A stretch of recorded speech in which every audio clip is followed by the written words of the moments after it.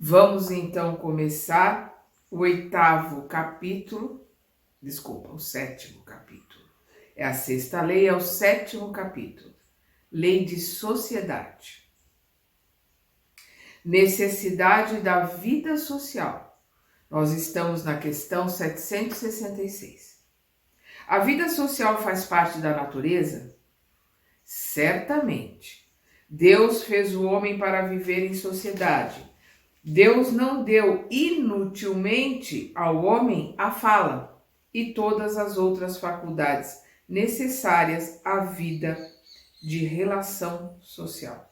Nós estamos aqui para viver em grupo, para aprender em grupo, para crescer em grupo. Muito cedo, logo assim que nós começamos como hominais aqui na Terra, nós vimos que nós não somos os mais rápidos, nós não somos os mais fortes. Então, a única forma de nós podermos nos desenvolver, crescer e subsistir nesse planeta, logo cedo a gente descobriu que foi se unindo, porque o que nós temos é inteligência. E ao nos unirmos, nós nos tornamos mais fortes. Então, nós estamos aqui para aprender em grupo, crescer em grupo, caminhar em grupo. Isso é importante que se entenda. E quando eles falam aqui, Deus não deu inutilmente ao homem a fala. Capacidade que nós temos de nos comunicar, o poder do verbo, o poder da palavra. Vamos ver lá na Gênese mosaica, né, que primeiro se fez, né, o verbo, através da palavra que começa toda a criação. Nós vamos ver no primeiro capítulo de João, do apóstolo João, quando ele coloca aqui acerca de Jesus, que o verbo se fez carne, a palavra maior se materializou. O poder da palavra, a materialização da palavra. Então nós precisamos entender que a palavra tem uma energia que nós emitimos, que nós emanamos e que tudo à nossa volta vai ser plasmado conforme o nosso sentimento, o nosso pensamento e a nossa palavra. Tem um ditado, popular, diz que 3 coisas que não voltam, a oportunidade perdida, a palavra que foi dita. Me fugiu agora, desculpa, eu sei que são 3, mas a palavra, ela não volta. Depois que nós a emitimos, ela com a sua energia, a sua vibração, ela segue e nós somos responsáveis por aquilo que falamos, pensamos, sentimos. Somos completamente responsáveis e responsabilizados perante a eternidade. O isolamento absoluto é contrário à lei da natureza? Sim, pois os homens buscam instintivamente a sociedade e todos devem colaborar para o progresso, ajudando-se mutuamente. Então eles colocam aqui, por que instintivamente? Porque nós fizemos as nossas escolhas. Vamos lembrar a questão 258? Nós escolhemos as nossas provas. Nós escolhemos aquilo que nós vamos resolver nesta encarnação. Porque não dá para resolver tudo. A gente não teria condições de resolver todos os problemas, todos os erros, todos os defeitos. Nós vamos por partes. A gente vai pagando em prestação. Então a gente faz as nossas escolhas e instintivamente nós sabemos quais foram as nossas escolhas. Nós sabemos qual é a nossa meta. Nós sabemos no macro o que nós temos que fazer e realizar. Por isso que eles colocam aqui: os homens buscam instintivamente a sociedade e todos devem colaborar para o progresso, ajudando-se mutuamente. Nós temos que trabalhar sempre em grupo. Ao buscar a sociedade, o homem obedece simplesmente a um sentimento pessoal ou há nesse sentimento um objetivo providencial mais genérico? Olha a resposta: o homem deve progredir, mas sozinho não pode fazê-lo, porque não dispõe de todas as faculdades. Precisa do contato com outros homens. No isolamento, ele se embrutece e definha. Olha que interessante o que eles colocam aqui. O homem deve progredir, né? Nós vamos ver que é a próxima, a lei do progresso. Mas sozinho não pode fazê-lo porque não dispõe de todas as faculdades. Nós precisamos do outro para tudo. Houve um tempo em que a gente plantava, colhia, fazia o sapato, fazia a roupa. A gente, né, a gente se bastava um pouco, mas trocava, né, mesmo assim, trocava com os vizinhos aquilo que nós plantávamos com aquilo que o vizinho plantava e nós não tínhamos. Hoje, cada um tem a sua especialidade, nós precisamos sim muito do outro, porque é o que ele está colocando aqui. Sozinho não pode fazê-lo porque não dispõe de todas as faculdades. Para crescer, nós precisamos da arte, da ciência, da medicina, nós precisamos da música, nós precisamos de tudo que existe à nossa volta para que a gente possa aprender com tudo e com todos à nossa volta. Então, no isolamento, o homem, se embrutece. Porque nós nos aprimoramos, nós nos melhoramos no contato com o outro, com a renúncia, com o amor, com a fraternidade, nós nos melhoramos. E definha, porque nós precisamos do trabalho em grupo, nós precisamos do objetivo que nós temos, e esse objetivo é em grupo, para que a gente não define. Vamos ver aqui uma colocação do Kardec. Perdão. Nenhum homem dispõe inteiramente de suas faculdades. Por meio da união social, eles, né, os homens, se completam mutuamente para assegurar o seu bem-estar e progredir. É por isso que, tendo necessidade uns dos outros, são feitos para viver em sociedade e não isolados.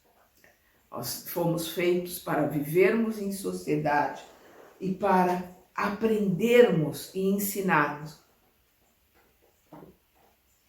Tem uma música, não me lembro agora, mas tem uma música que diz que uma hora nós somos estrada, né? E outra hora nós somos caminho, né? Porque uma hora nós estamos na estrada, nós estamos ajudando o outro, nós estamos fazendo diferença para o outro.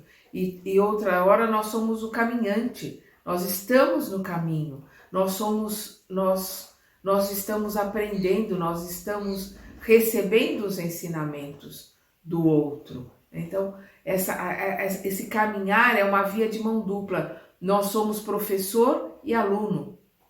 Nós somos lápis e borracha, porque uma hora nós escrevemos no livro do outro, uma hora nós apagamos no outro, e outra hora é o outro que escreve no nosso livro da vida e apaga algumas coisas do nosso livro da vida. Então, nós somos alunos e somos professores o tempo todo. E agora nós vamos ver vida de isolamento, voto de silêncio, questão 769. Concebe-se que, como princípio geral, a vida social faça parte da natureza. Mas como todos os gostos também fazem parte da natureza, por que o gosto pelo isolamento absoluto seria condenável se nele o homem encontra satisfação? É interessante a pergunta do Kardec, porque ele coloca: princípio geral, todos nós temos que viver em sociedade. Isso faz parte da natureza, né, do natural do planeta, do universo. Mas como todos os gostos também fazem parte da natureza, aquilo que nós gostamos, aquilo que nós preferimos, aquilo no qual nós nos sentimos bem, também fazem parte da natureza, fazem parte da nossa vida. Por que está errado aquele que escolhe viver no isolamento? Ele não tem o direito no seu livre-arbítrio de escolher o isolamento? É isso que o Kardec pergunta. É muito interessante a pergunta dele. E aí nós vamos ver a resposta. Satisfação egoísta. Há também homens que encontram satisfação na embriaguez. Aprova-os. A satisfação, aqueles que encontram satisfação no jogo, satisfação na promiscuidade. Está aprovado isso? Claro que não. Nós não podemos, o gosto não quer dizer que está correto, que está certo. A pessoa está vendo ali o que é melhor para ela, aquilo que ela se sente mais confortável em realizar ou em fazer. Por isso que ele diz satisfação egoísta. Há também homens que encontram satisfação na embriaguez. Aprova-os? Deus não pode considerar agradável uma vida em que o homem se condena a não ser útil a ninguém. E aí nós vamos ver a questão 657, quando Kardec pergunta: os homens que se entregam à vida contemplativa, não fazendo nenhum mal e só pensando em Deus, têm algum mérito a seus olhos, aos olhos de Deus? Não. Os espíritos são muito claros, não. Pois se não fazem o mal, também não fazem o bem e são inúteis. Além disso, não fazer o bem já é um mal. Isso é fundamental que a gente entenda. Se nós não estamos fazendo o bem, nós já estamos fazendo o mal, porque nós estamos sendo coniventes, com certeza, com o mal que alguém está fazendo. E aí nós vamos ver a questão 721, quando Kardec pergunta: a vida de mortificações ascéticas, né? Viver isolado, viver num monastério, né? Viver numa caverna, sempre foi praticada desde a mais remota antiguidade e por diversos povos. Ela é meritória sob um ponto de vista qualquer? Existe algum mérito nisso? Os espíritos respondem: perguntai-vos para que ela serve e terei a resposta. Para que ela serve? Para ajudar a quem? Para melhorar a quem? Para servir a quem? Por isso que eles dizem, se ela só serve para quem a pratica, né, que é o egoísta, que está ali se isolando do mundo porque não quer problema, não quer confusão, não quer chateação, se ela só serve para quem a pratica e o impede de fazer o bem, é o egoísmo, seja qual for o pretexto utilizado. É egoísmo puro. O que pensar dos...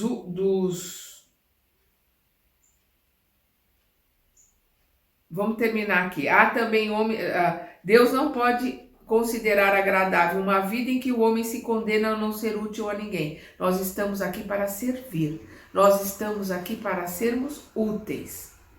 O que pensar dos homens que vivem em reclusão absoluta, fugindo ao contato nocivo do mundo?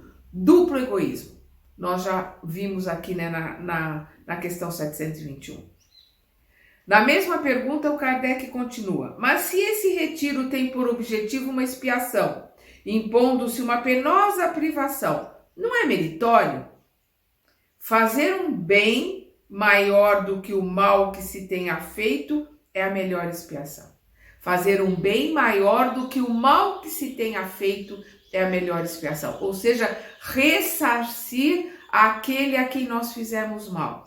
Fazer um bem maior do que o mal que fizemos no passado. Aquilo que nós sujamos no passado, nós vamos limpar e ainda mais. Vamos caminhar um pouco mais, como diz Jesus. Se pedem para te caminhar uma légua, uma milha, caminha 2. É o que ele está colocando aqui. Fazer um bem maior do que o mal que se tenha feito é a melhor expiação. Evitando o mal, cai em outro, pois se esquece da lei de amor e caridade. Nós vamos ver lá na frente, né? Justiça, amor e caridade. É o que está evitando o mal, cai em outro, cai em outra armadilha, cai em outra, né, em outra situação, pois se esquece da lei de amor e caridade. Pois é através do amor e através da caridade, da fraternidade, da empatia que nós melhoramos, que nós aprendemos, que nós crescemos. O que pensar dos que se esquivam do mundo para dedicar-se ao amparo aos infelizes? Estes se elevam, rebaixando-se. Eles têm o duplo mérito de colocar-se acima dos prazeres materiais e de fazer o bem aplicando a lei do trabalho. Então, aqueles que se privam de ter uma família, se afastam do mundo. Vamos ver Madre Teresa de Calcutá, Irmã Dulce, né, que foram para a reclusão, né, como freiras, mas não ficaram fechadas na clausura o tempo todo ali, comendo, dormindo e rezando, sem ter que ter trabalho, sem que ter dificuldades, sem ter que conviver com o outro. Não.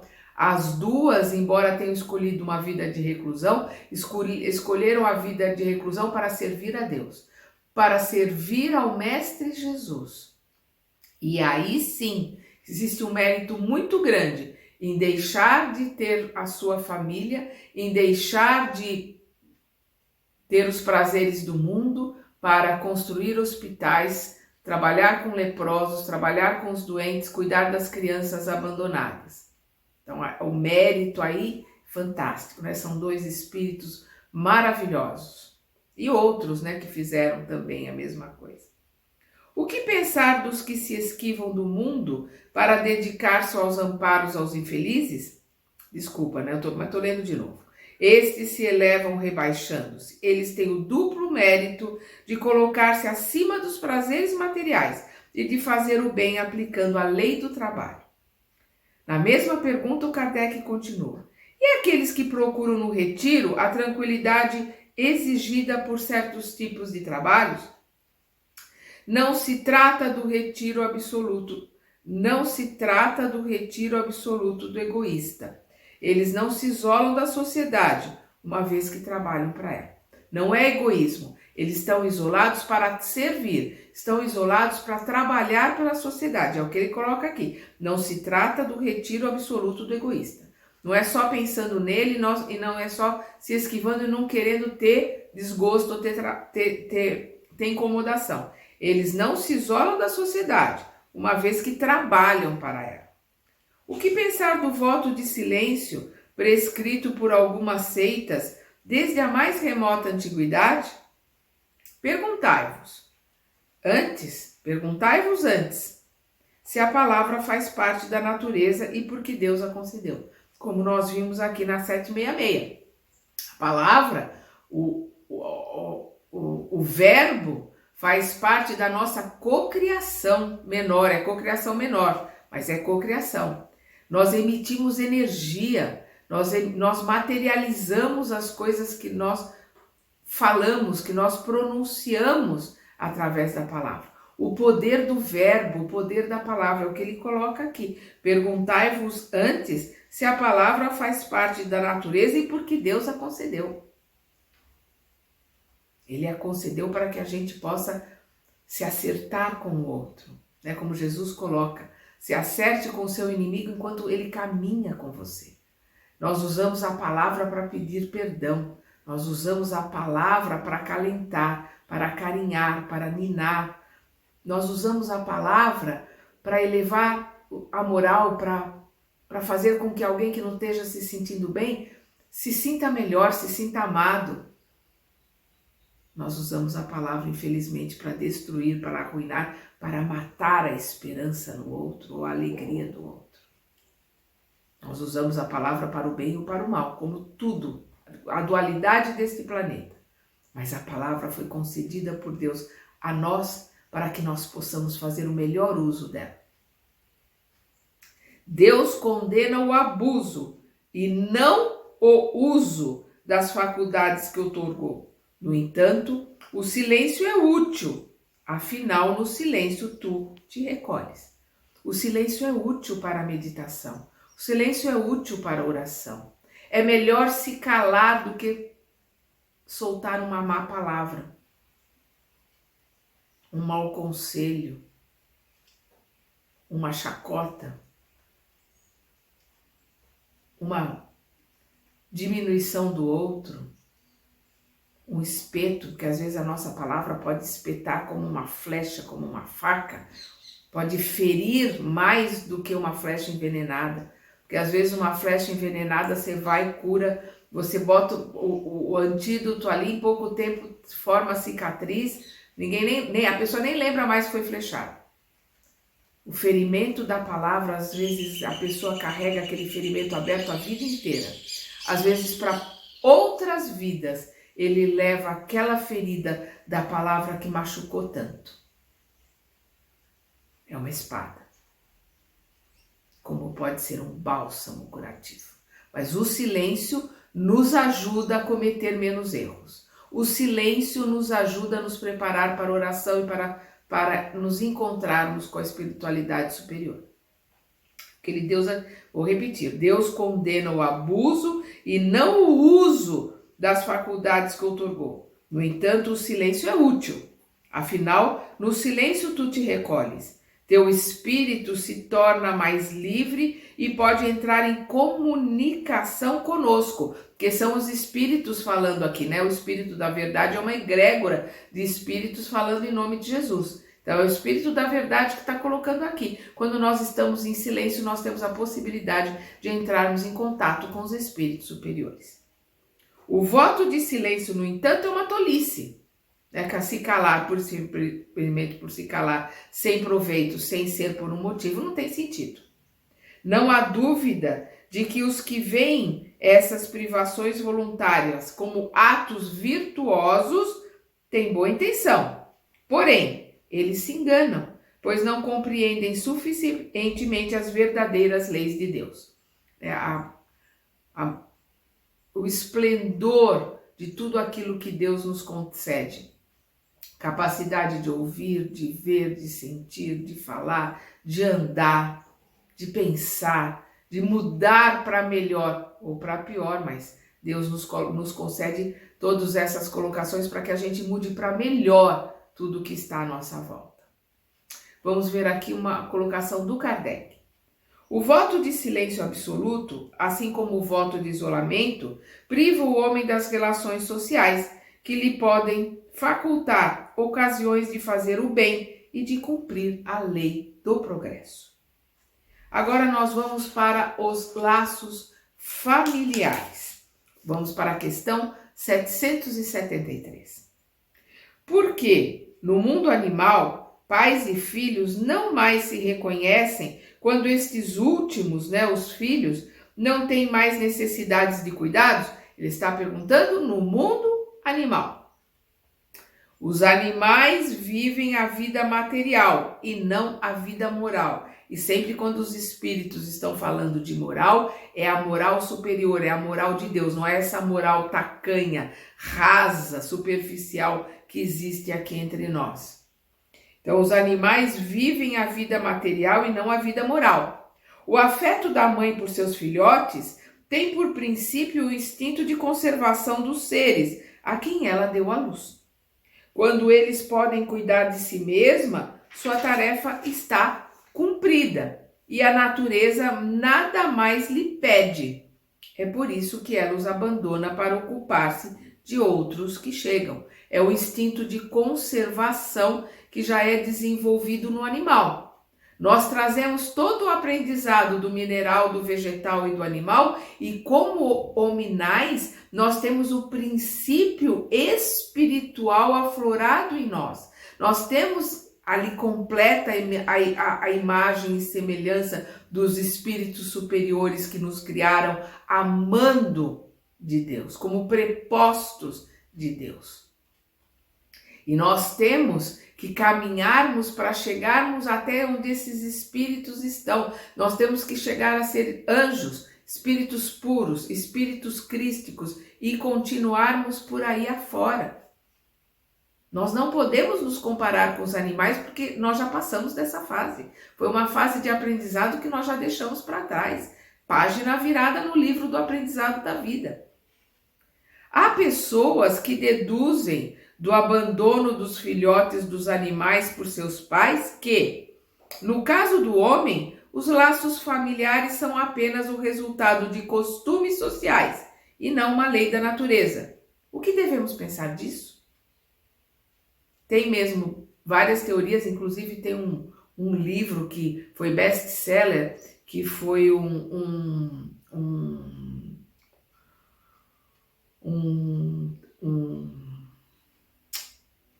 tratado, uma tese de doutorado, né, que foi publicada e que virou um best-seller, As Mulheres que Correm com os Lobos. E nessa tese de doutorado, se eu não me engano é uma psiquiatra, ela coloca que nós somos frutos do meio, nós mulheres somos frutos da educação e que nós não temos esse instinto de mãe, nós somos obrigadas a ter esse instinto. E é um livro que fez muito sucesso.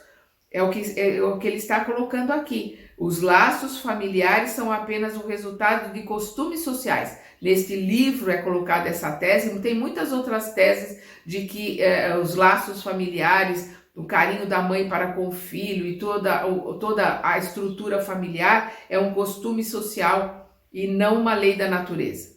Aí o Kardec pergunta, o que devemos pensar disso? O Espírito da Verdade responde. O homem tem um destino diferente dos animais. Ponto.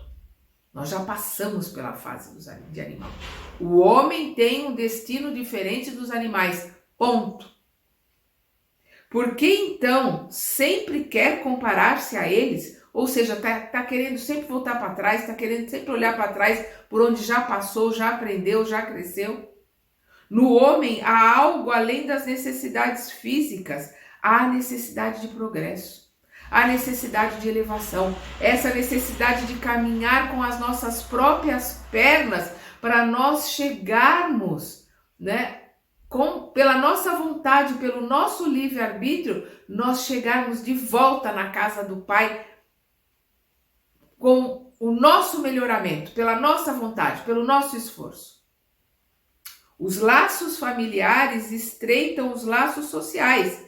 Eis porque os laços de família são uma lei da natureza. Os laços de família são uma lei da natureza, uma lei de Deus para o universo. Deus quis dessa forma que os homens aprendessem a amar-se como irmãos. E aí nós vamos rever aqui na questão 205, quando Kardec pergunta, aos olhos de certas pessoas, a doutrina da reencarnação parece destruir os laços de família, fazendo-os ultrapassar os limites da existência atual.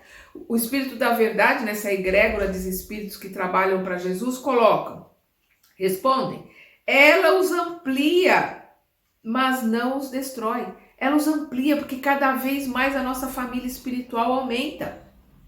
Uma vez que o parentesco é baseado em afeições anteriores, os laços que unem os membros de uma mesma família são menos precários. A doutrina da reencarnação aumenta os deveres da fraternidade, já que em vosso vizinho ou em vosso empregado pode encontrar-se um espírito que esteve ligado a vós por laços consanguíneos. Pode ter sido teu filho, teu pai, tua mãe, teu irmão numa reencarnação passada. A reencarnação aumenta os laços familiares, porque a nossa família espiritual cada vez aumenta mais.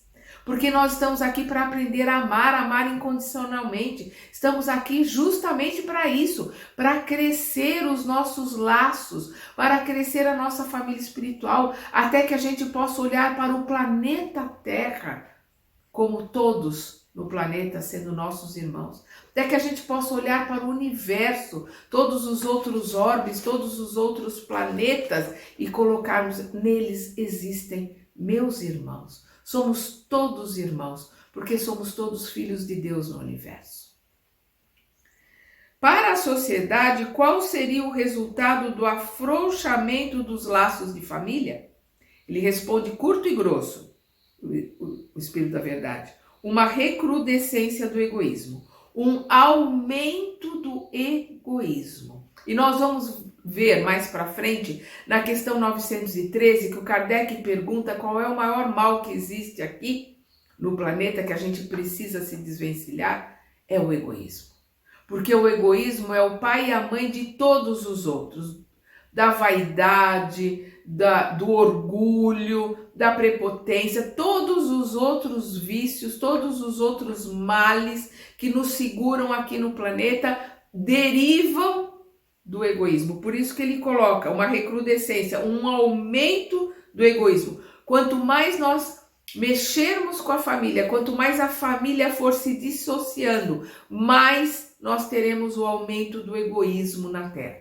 Por isso, os nossos irmãozinhos instigantes estão trabalhando tanto nesse nosso período de transição para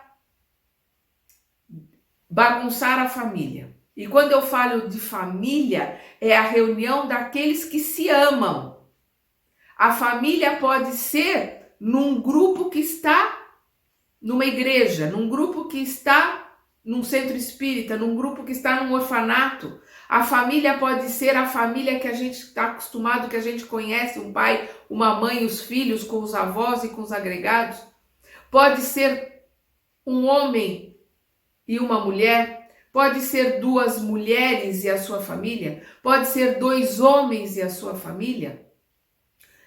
Pode ser o trisal. Não importa, o que importa é o amor.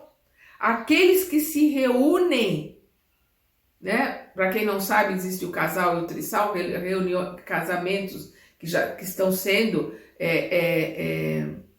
feitos até em cartório, entre 3 pessoas, para constituir uma família, para viverem juntas. O que importa é o amor.